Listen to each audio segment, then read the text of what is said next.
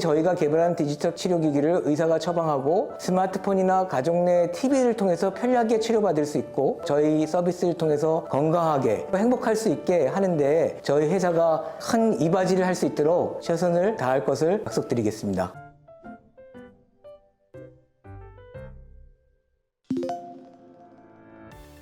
저는 정신과 의사입니다. 하지만 IT에 관련된 연구에 관심을 많이 두고 있는 의사이기도 합니다. 현재 가톨릭 중앙원의 CI로서 다양한 기술과 의료의 융합에도 관심을 많이 갖고 있습니다. 산업통상자원부 연구 과제를 하면서 그때 개발한 디지털 치료기기, 주로 알코올 의존하고 담배, 니코틴 의존에 관련된 가이드라인을 식품의약안전처에서 발표하기도 했습니다. 이런 기회를 통해서 디지털 치료기기의 가능성을 다시 한번 확인하게 되면서 창업까지 이어지게 되었습니다. 치료의 대부분은 여러 가지 치료 기법이 들어가는데요. 그 중에 가장 중요한 것이 인지행동치료 또는 동기부여 인터뷰 등 정신과랑 관련되어 있는 그런 것들이 디지털 치료 형태로 제공되는 것이 공통점이고요. 제가 정신건강의학과 의사이기 때문에 이런 공부들을 좀 충분히 해서 이런 디지털 치료기기에 쉽게 접근할 수 있었다고 생각합니다.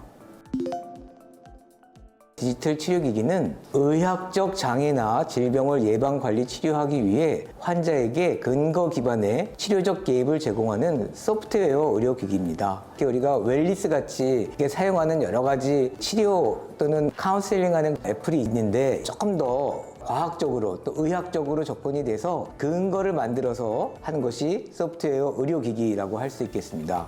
네, 제 개인적인 생각은 굉장히 전망이 좋다, 밝다라고 보고요. 기존 발표된 자료들을 보면요. 2021년도에는 약 42억 달러 정도가 됐고요. 2023년부터 계속 연복균 복합 성장률이 약 26%를 기록할 것으로 예측하고 있습니다. 우리나라의 디지털 치료제 시장 역시 2020년도에 약 4,700만 달러에서 2027년에는 2억 달러에 이를 전망이라고 합니다. 또한 디지털 치료기기는 기존 치료제와 상호 보완적으로 질환을 치료하는 방식으로 발전될 가능성이 굉장히 높다고 생각합니다. 이게 새로 나온 기술이고 새로 나온 치료제 형태이기 때문에 환자의 이런 디지털 치료제의 인식 개선이 선제적으로 이루어져야 될 것으로 보입니다. 환자가 이런 디지털 치료제를 잘 쓸 수 있게 접근성 또 용이성들이 확보되어졌는데요. 또 한 가지는 의사 선생님들이 처방할 때 아직도 풀어야 될 문제들이 좀 많다고 생각합니다. 의료보험 적용 여부, 아직 의료수가 체계가 확립되어 있지 않습니다. 그래서 이런 것들이 잘 풀어져야 될 것 같고요. 또 이런 디지털 치료제의 유용성에 대해서 의사 선생님들이 먼저 잘 이해하고 이를 환자분한테 설명할 수 있는 그런 과제들도 아직 여전히 풀어야 할 부분으로 남아있다고 생각합니다.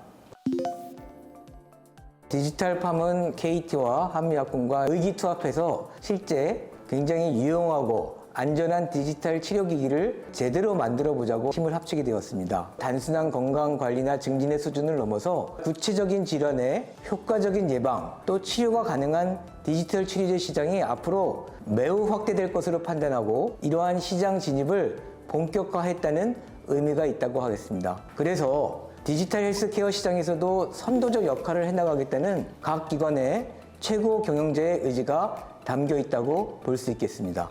현재 알코올, 니코틴 중독과 관련된 디지털 치료를 시작으로 해서 다양한 난청, 연화장애, 그리고 ADHD 분야를 포함하는 전자역 상용화를 포함하는 그런 통합 비대면 플랫폼을 개발 중에 있습니다. 저희가 생각하는 거는 크게 이제 두 꼭지를 보실 수 있을 것 같습니다. 중독 질환, 알코올, 니코틴으로 볼 수 있고요. 그 다음에 노령화가 많이 생기면서 인지 기능을 개선할 수 있는 노인분들을 위한 디지털 치료제를 개발해서 한 플랫폼으로 우리가 얹어서 좋은 서비스를 할 수 있는 그런 계획을 갖고 있습니다.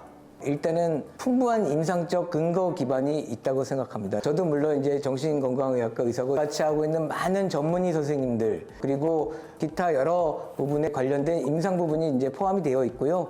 또 이와 더불어서 제약회사와 통신회사가 함께 한다는 것입니다. 그래서 디지털팜은 임상적 근거 디지털 치료 제제를 개발하고 KT는 기술 집약적 파이프라인을, 한미는 제약시장에서 축적한 사업 개발, 마케팅, 인허가 등 역량을 집중 투입해서 시너지스틱 이펙트를 저희가 가져오겠다는 거고요. 이름으로써 제약시장에서 축적한 인허가 역량 및 인허가의 노하우를 접목시켜서 디지털 치료기기 영역에 활용하겠다는 아주 야심찬 계획을 갖고 있습니다. 저는 CEO로서 이런 노력이 수년 안에 가시적인 성과가 나타날 것을 기대하고 있습니다.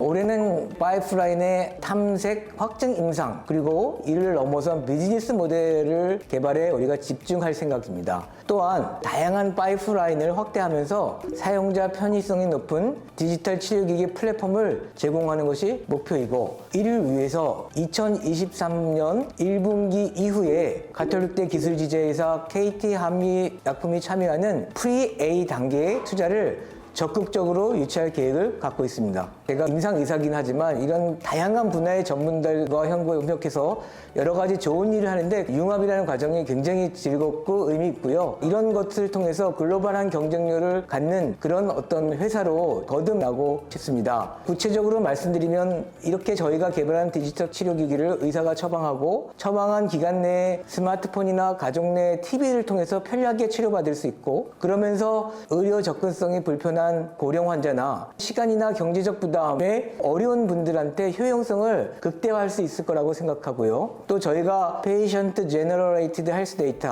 PGHD라고 하는 라이프로그 데이터를 활용한 맞춤형 처방으로 이러한 것도 극대화시킬 수 있을 것으로 판단하고 있습니다.